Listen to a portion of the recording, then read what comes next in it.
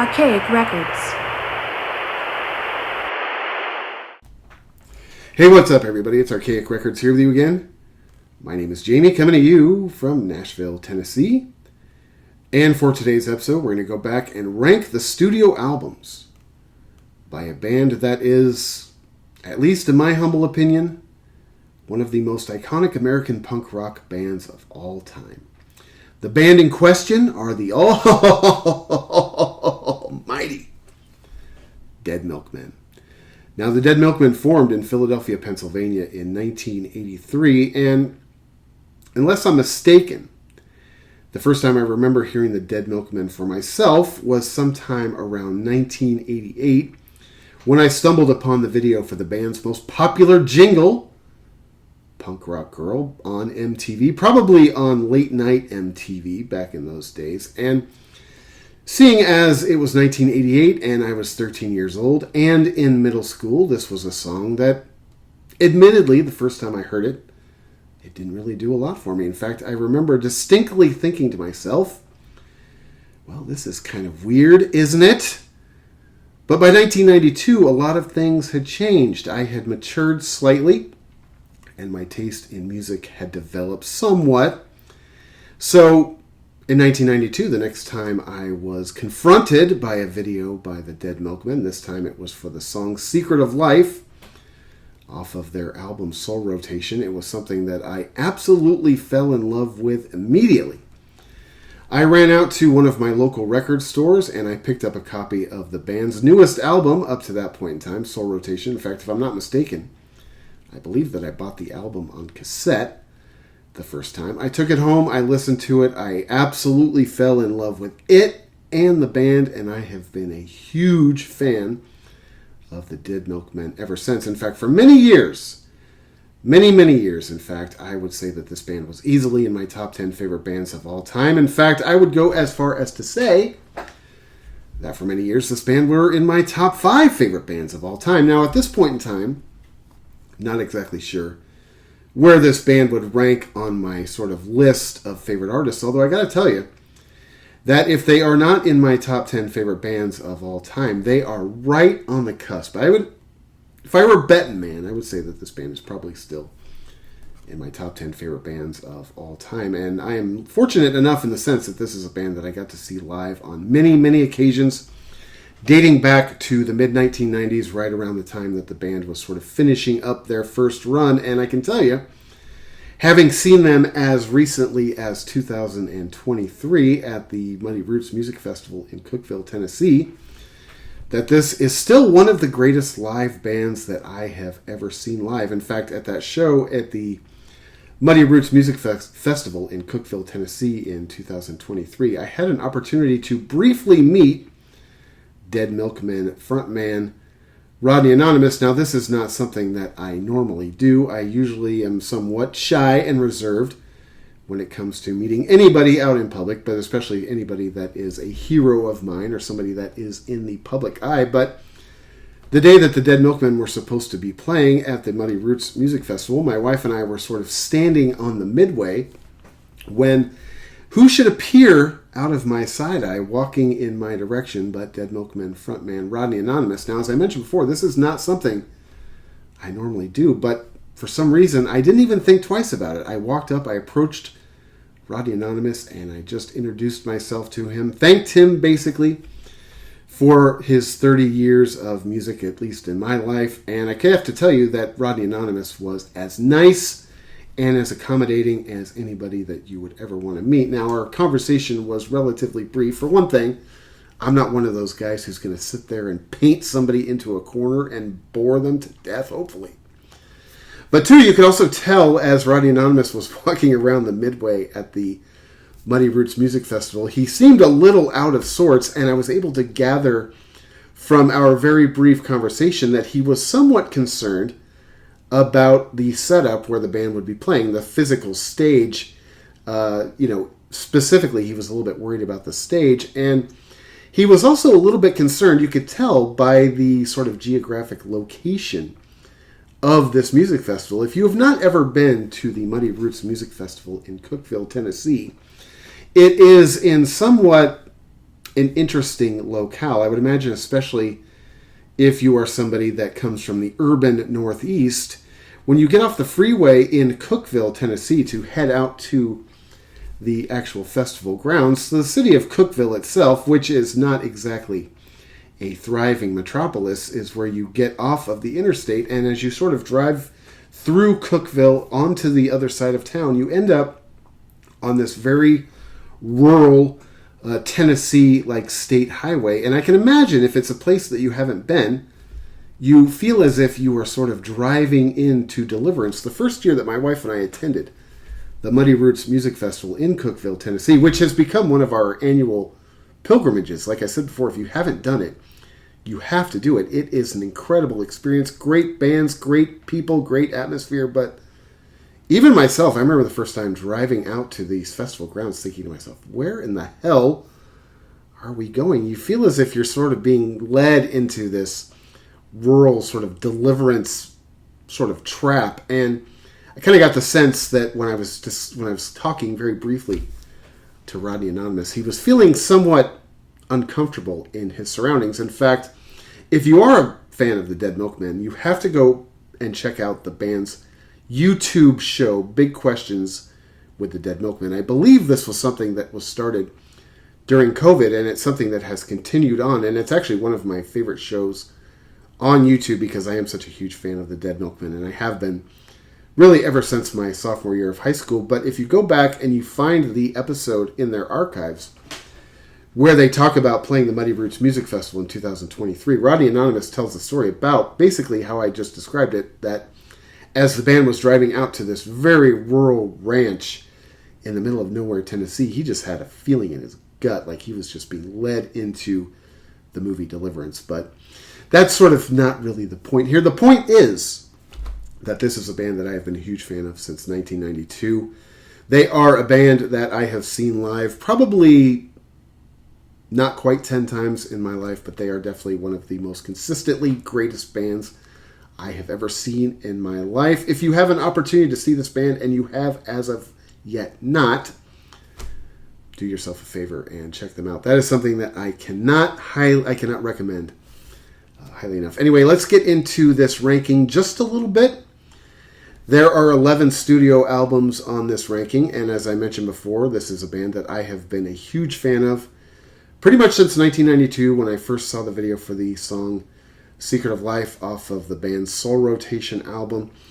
This is a band whose catalog I pretty much celebrate all the way through, so I gotta tell you that when I got into doing this ranking, it turned out to be pretty difficult. Now, there are a couple albums at the very sort of tail end of this ranking where I sort of knew where they were going to fall, but apart from that, once you get past basically the last two albums in this ranking, it got pretty tough pretty quickly, especially when you get into the classic era of the Dead Milkmen's catalog, because once you get into this band's classic material, I think it is as good as almost, I mean, let's not get nuts here, almost any other American punk rock band in history. So, without any further ado, let's get into this ranking. As I mentioned before, there are 11 albums on this ranking, and for me, I always say this, whenever I do these rankings episodes, especially when it is a band that I'm such a huge fan of as a band like the Dead Milkmen,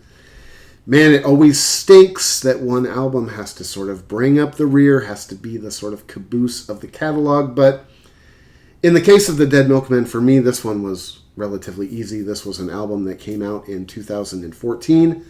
It was produced by Brian McTeer and Amy Morrissey, and that is the album Pretty Music for Pretty People. Now, I remember when this album was released in 2014, this was an album that I was extremely excited about, for one, but two, I was very optimistic about because the band had released its first album in 16 years, just 3 years before this album was released. That album, of course, was The King in Yellow, and I thought that The King in Yellow was a really good record. It is an album that I still go back and listen to in relatively heavy rotation. So when this album was announced and when it came out, I was extremely hopeful. I was very optimistic that this record was going to sort of build off of the momentum which the band had sort of begun with The King in Yellow. But unfortunately, this is an album that, although when I first bought it and I first listened to it, the first 6 months or so of its life, I really liked it a lot. It is an album that now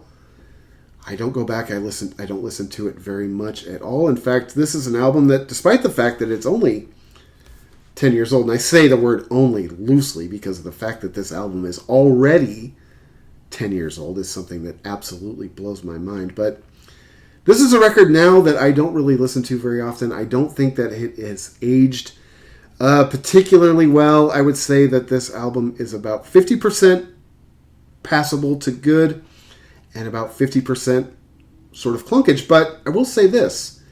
If this is your worst album as a band, I think that that isn't so much a dig as much as it is a testimonial to how great you are as a band. Because despite the fact that this is, I would say, easily by far my least favorite album in the Dead Milkmen catalog, it does have some good, memorable tracks on it. Like I said, it's about 50% good. I really like the song Big Words Make the Baby Jesus Cry.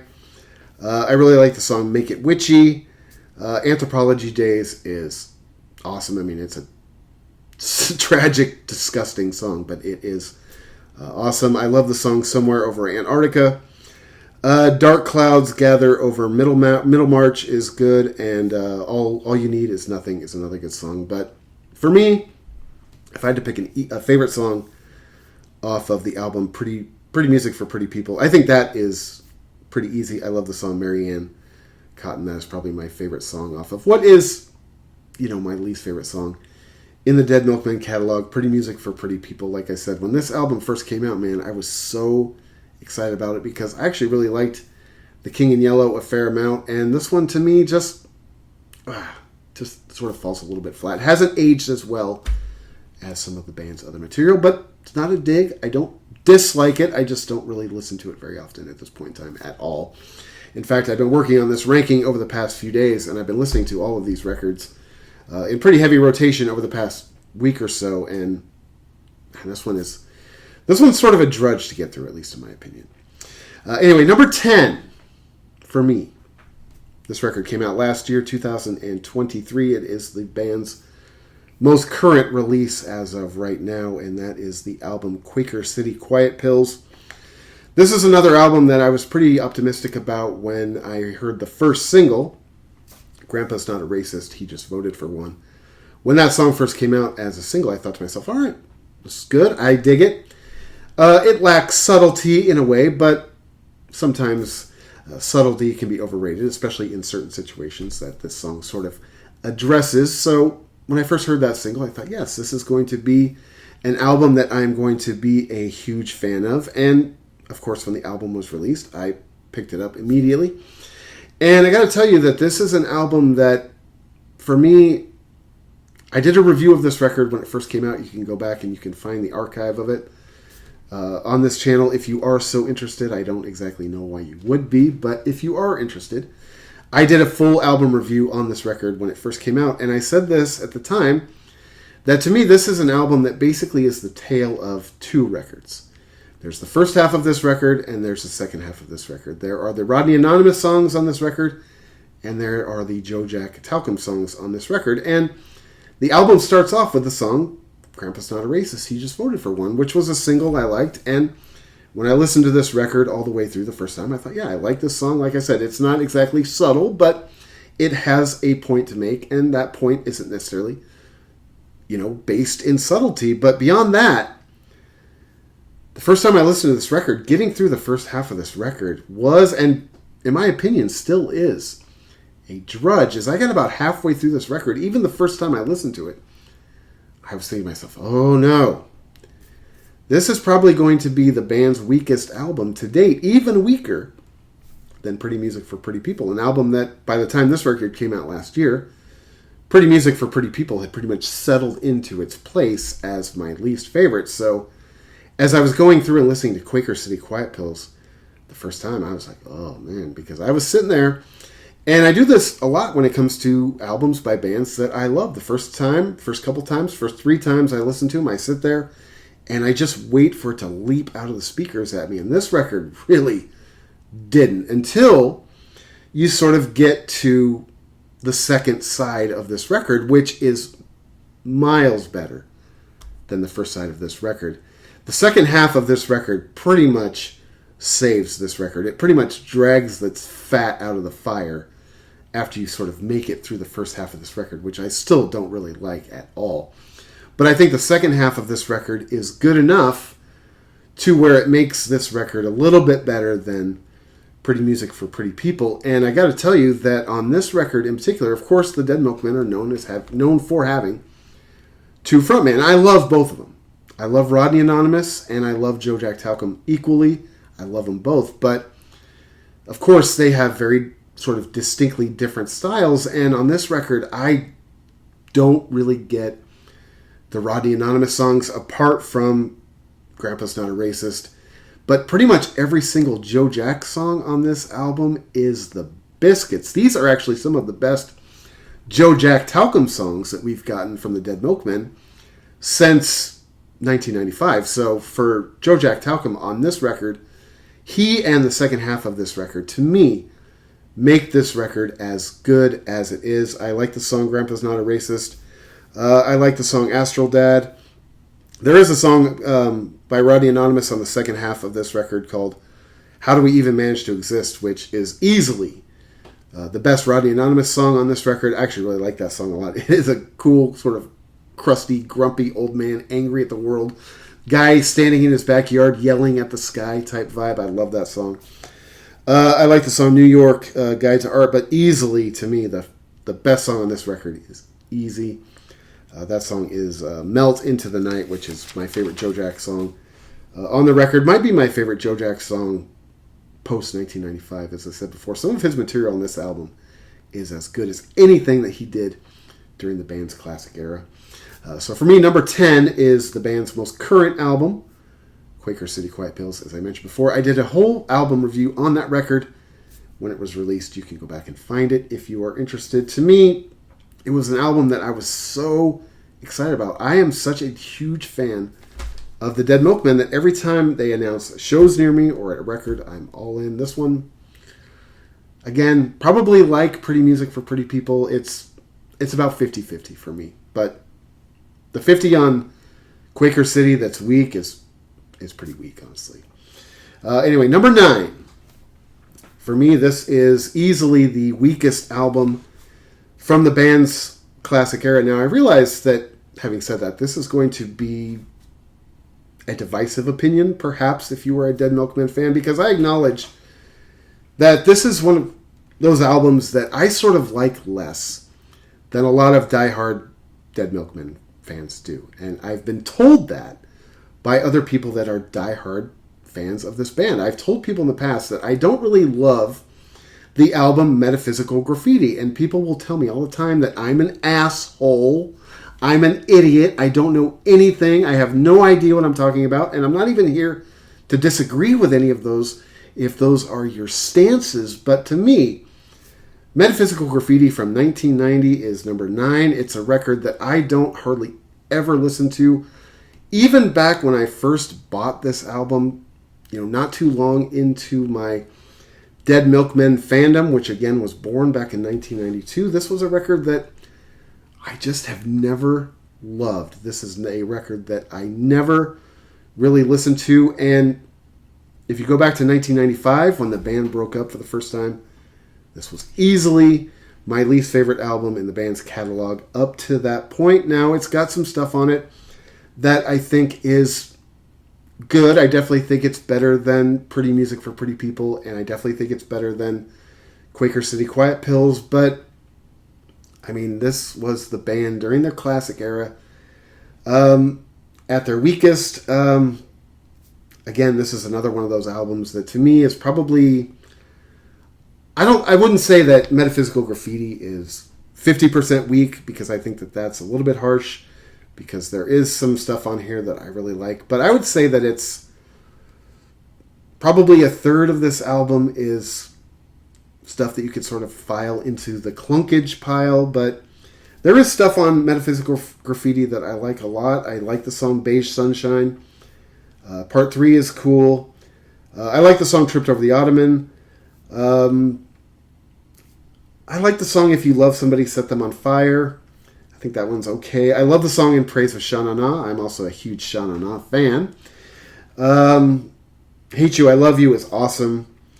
Now Everybody's Me is good. And Little Man in My Head is pretty decent. A lot of this album is stuff that, for me, especially when it comes on in my car or if I'm sitting around listening to a shuffle, a lot of this record is stuff that I skip. But if I had to pick a favorite song off of Metaphysical Graffiti, that's easy.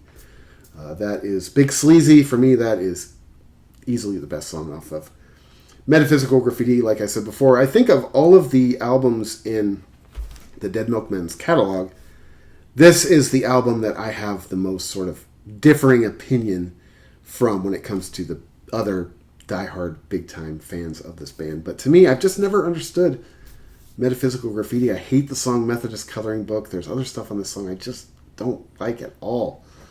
So for me, it's number 9. Number 8. Now it's starting to get a little bit tougher.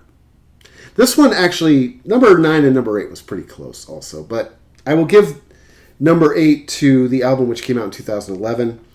The King in Yellow. This album was produced by Brian McTeer. Of course, this was the first album that the band had put out in 16 years, since 1995, Stoney's Extra Stout Pig.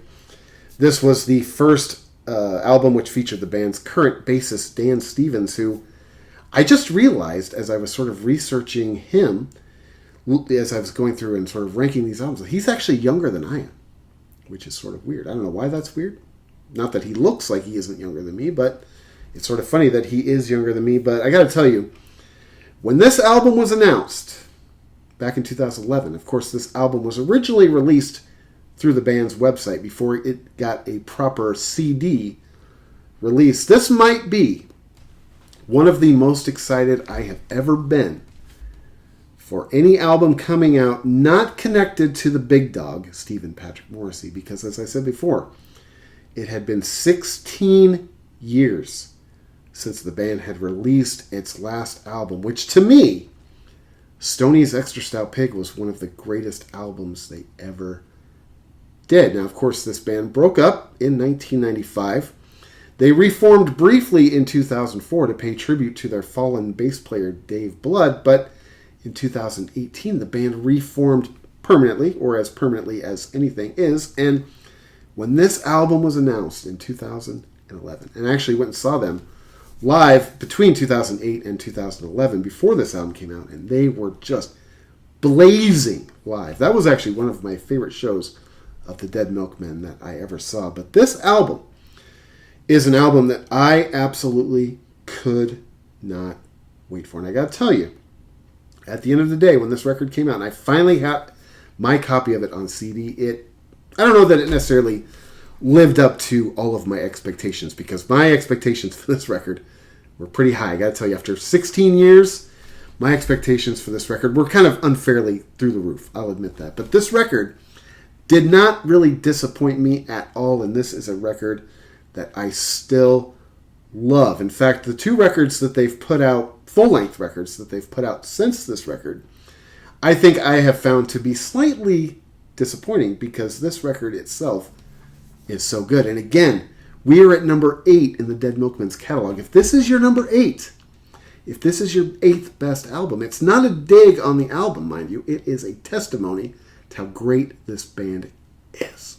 But I remember I bought this album. In fact, I remember where I bought this album. I bought this album at the Rasputin Records that used to be in downtown San Francisco. I was working in San Francisco at the time, and I remember I got off of BART. I was living in Oakland and working in San Francisco, and I got off BART specifically downtown early on my way to work so I could pick up this CD, have it in my bag all day, and have it for me when I got home. And I'm pretty sure, if I know myself well enough, I'm pretty sure I drained a 6-pack while I listened to this record for the first time in its entirety. Did not disappoint me. I love this record still. Of the band's 2.0 era, which began in 2008, this is easily their best record. I don't think it's even close. I like it. Actually, I like this record a lot better than Metaphysical Graffiti. I love the song Fohemia, She's Affected is awesome. Caitlin Childs is great. I love the song. Some Young Guy, Quality of Death is awesome. Buried in the Sky is one of my favorite songs off the record. Commodify Your Descent is awesome. Can't Relax is great. Cold Harsh Ground is awesome, but my favorite song off this record is... I thought it was easy, but I'll just stick with what I was going to say. My favorite song off this record is Meaningless, Upbeat, Happy Song. Lyrically, it is as true to what the Dead Milkmen do as any song off this record. And like I said, this was a record I still go back and listen to in pretty heavy rotation when it comes to the King in Yellow. I love this record. It is by far their best effort during their sort of 2.0 era. All right. Number 7. Now it's starting to get pretty tough. This is where I actually really started to sort of slave over this ranking, if you can believe that. If you can believe that somebody could actually rank, or if you believe that somebody could actually slave over something as silly as this is where I started to slave for it then, I guess is what I'm here to tell you. Anyway, number 7. This is an album that I absolutely love. Now, from this point moving forward, pretty much King in Yellow moving forward, I mean, we're starting to get into things that are approaching the height of snugness. If they aren't the height of snugness, they are definitely in the snugness spectrum, because this album, number 7, is an album that I absolutely love. This was an album that I bought, I think, pretty much upon its release. I was still a very new Dead Milkmen fan at this point in time, and I believe this was in fact, I know for a fact this was the first record I ever bought as a new release. It was released in 1993, produced by John Lupfer, not Richard, but Dick. An album that, to me, is an album that I still listen to in very heavy rotation. I mean, there really isn't much clunkage on this album at all. Now, the one thing that sort of makes this album distinct, in my opinion, is how sort of brief it is, and not only the number of songs that it has, but in its really sort of brief running time. This album, I think, if I'm not mistaken, I think this album clocks in at less than a half hour, if I'm not mistaken. But this is an album that I still listen to on very heavy rotation. Actually, a lot of the songs on Not Richard But Dick are songs that are actually on my workout playlist. Now, I know what you're thinking. That means you never listen to them, fatso. Well, it's the holidays, right? We're taking a little bit of a break from the gym lately, but I've been pretty good this year, actually. Not to be pat yourself on the back Johnson here, but I've done pretty good this year. Got to give myself a little bit of credit when it's due. Anyway, this was an album that I listened to pretty much every single day for probably a year or year and a half after it was released. I was obsessed with it. Now, at this point in time, as I mentioned before, it's sort of settled into a nice, comfortable place within the band's catalog, in my opinion, because I love it. I listen to it all the time. I love the song Lego My Ego. I Dream of Jesus is awesome. Jason's Head is amazing. Little Volcano. Nobody Falls Like. I Started to Hate You. The Woman Who Was Also a Mongoose. I mean, pretty much every single song off of this record is the Biscuits. If I had to pick one song off this record that I don't love all the way, maybe why this album is number 7, although, man, there's just so much good stuff on it. I don't love the song Let's Get the Baby High. For some reason, that's a song that, even back when I was really obsessed with this album, listening to it all the time, Let's Get the Baby High was an album that it isn't necessarily my favorite, but if I had to pick a favorite song off this album, that is tough. That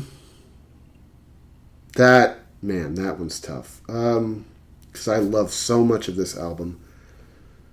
I'm going to say, I'm going to say it's between, Jason's Head is awesome too. I'm going to say it's between Not Crazy and I Started to Hate You. Whew. Um,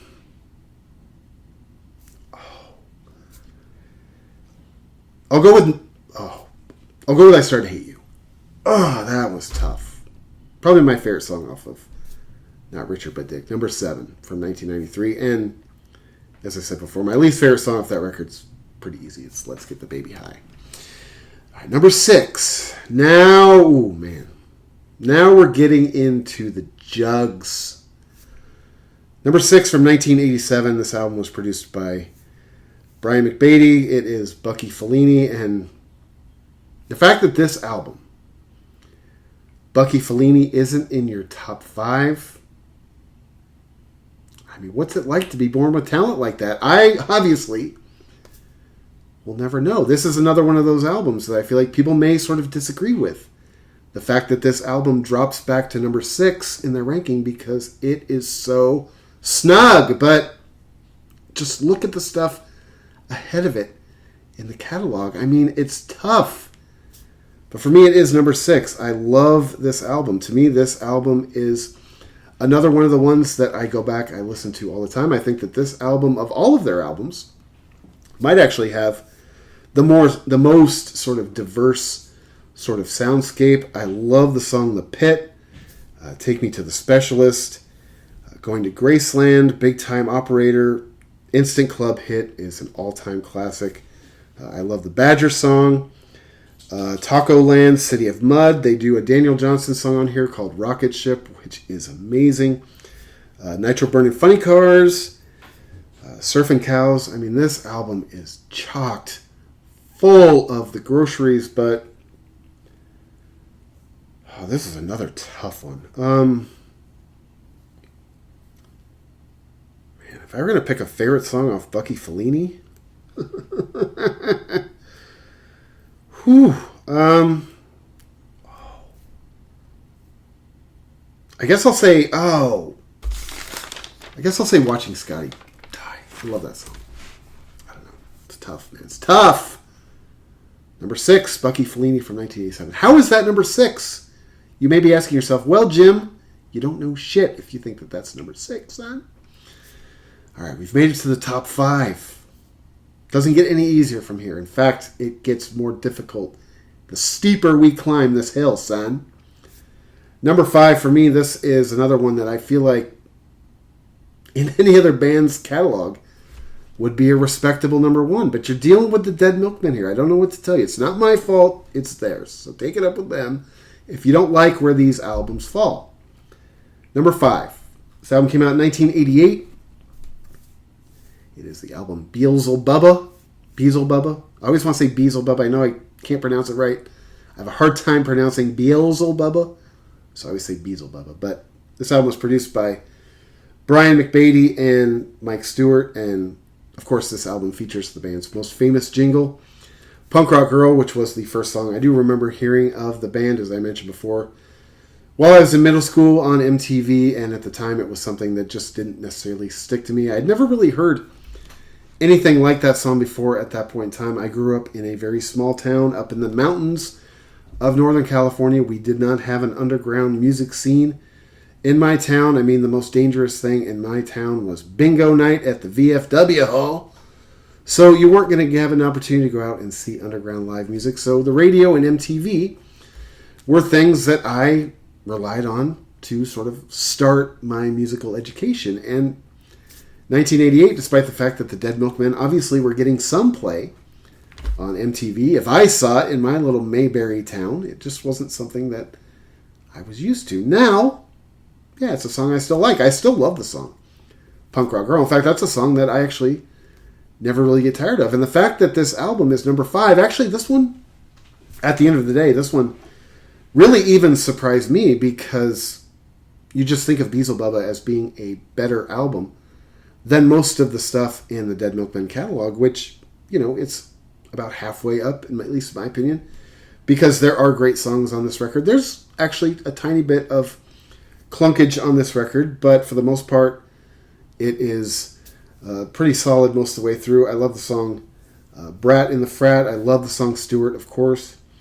"I Walk the Thinnest Line" is awesome. "Bad Party" is one of my favorite songs off this record. I love "Punk Rock Girl." I always have. I always will.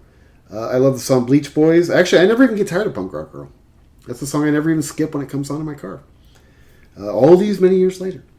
I love the song My Many Smells. That's one of my favorite songs off this record. Smoking Banana Peels is awesome. In fact, one of my favorite things attached to this record was the Smoking Banana Peels EP that came out in 1988 as well. Now, the first side of that EP are all basically you have the studio version of the song Smoking Banana Peels, then you have 4 different sort of remix versions of the song, all of which I think are really cool too. But my favorite thing about that is the B-side on that EP, which features 5 amazing songs from this same era of the band. The songs I Hate Myself, Girl Hunt, Puking Song, Depression Day Dinner, Death's Alright With Me. All 5 of those songs are the jugs. All 5 of those songs are songs that are as good as anything that's on this record. And this record is chocked full. You understand? You understand what I'm trying to tell you? I love the song Life is Shit, Born to Love Volcanoes. Man, if I had to pick a favorite song off this record, I'm actually probably going to pick one of the songs that is on the Smoking Banana Peels EP, which is the song I Hate Myself. That's probably my favorite song off of this album or this era of the band. I also love the song Puking Song, which might actually be my second favorite song off this record. So if you haven't gone back and heard or listened to the Smoking Banana Peels EP, the A-side of that EP is fun, but go back and listen to the B-side. You've got 5 killer, relatively deep Dead Milkmen tracks, 2 of which I think are probably better than anything that's actually on the record, which is a great record. So for me, number 5 is Beelzebubba from 1988. Whew. Number 4. Now this was incredibly close.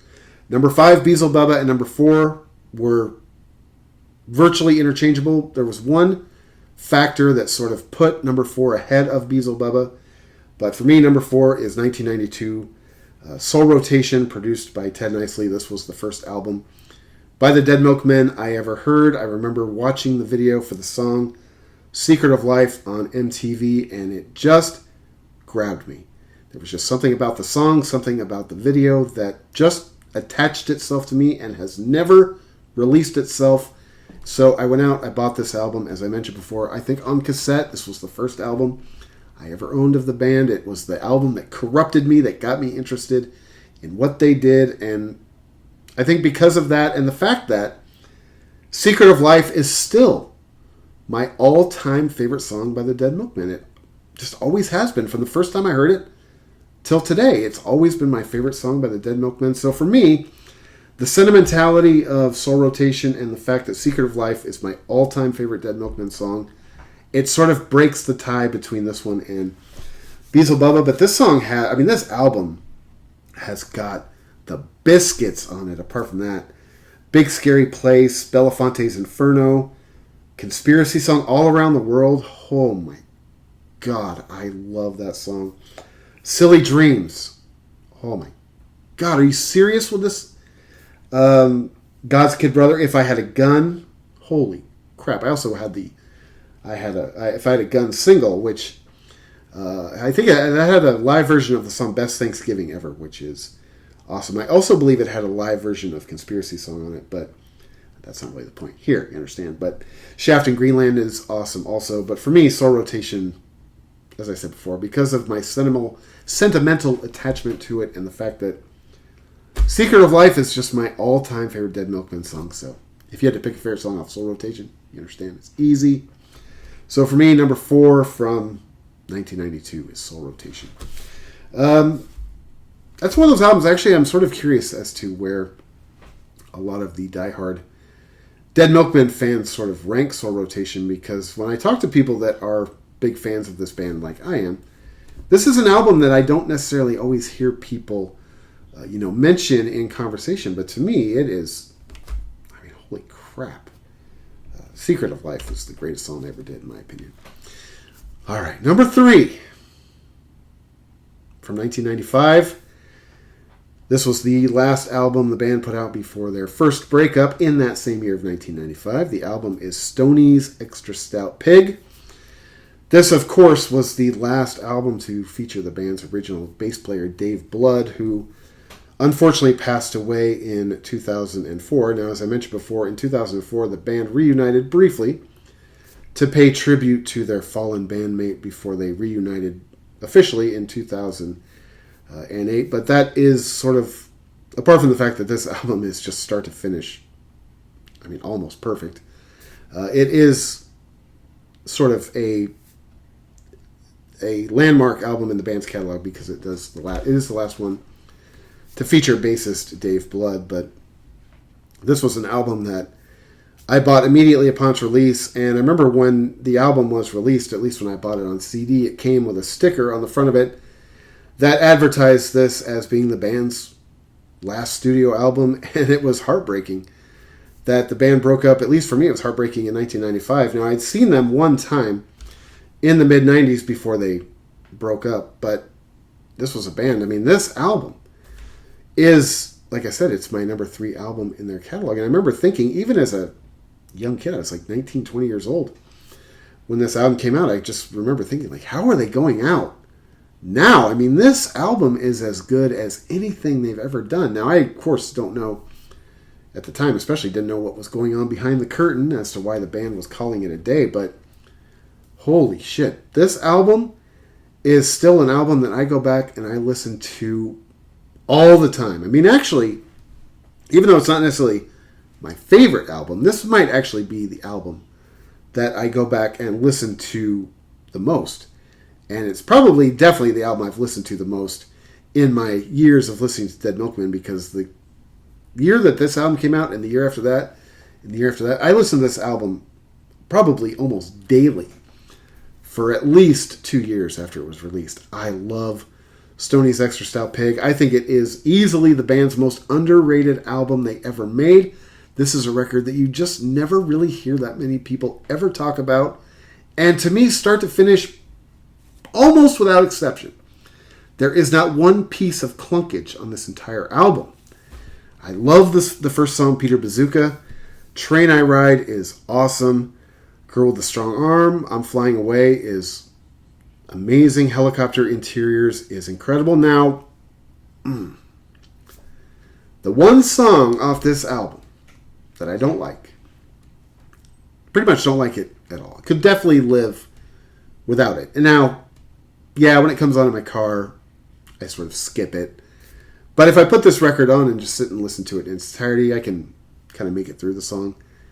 But I don't like the song Blues Song. To me, that is the only piece of clunkage that this album is guilty of. Apart from that, I mean, you would be hard-pressed to find a bad minute on this entire album. I love The Man Who Rides the Bus, Don't Deny Your Inner Child, When I Get to Heaven, I Can't Stay Awake, Crystalline, Chaos Theory, Chrissy, Like to Be Alone. I mean, it's all the jugs. It is all the jugs. This album is basically, if it weren't for the blues song, it would be 100% jug certified. But because of the blues song, I'll say this album is 98% jug certified. The greatest song on this album is the song that closes it out, which is Big Deal. Sorry if you think that's a generic choice. See that thing right there? It's called The Door, son! Anyway, for me, number 3, Stoney's Extra Stout Pig, the band's last album from 1995. As a young kid, I was very heartbroken when I discovered that the Dead Milkmen had called it a career up to that point in time. All right, now we're in the top 2, and I got to tell you that this was the toughest decision on this ranking. This is one that really, I mean, you really could go either way when it came to the top 2 albums in the Dead Milkmen's catalog. I don't want to say it was a coin toss, but it was as close to that as you could imagine. But for me, oh, so hard. Number 2. Again, I mean, these two are right there. But for me, number 2 is from 1985. It's the band's debut album, Big Lizard in My Backyard.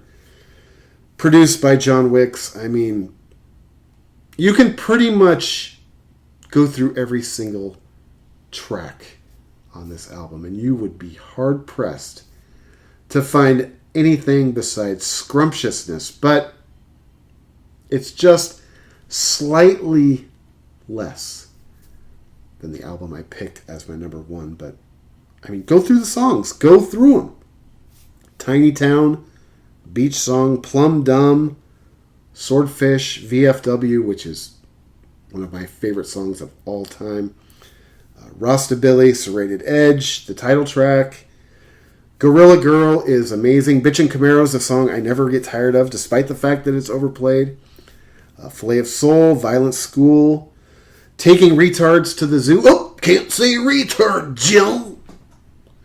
That's the name of the song. I don't know what you want me to tell you. The name of the song is Taking Retards to the Zoo. Don't say that I can't say retards when the name of the song is Taking Retards to the Zoo.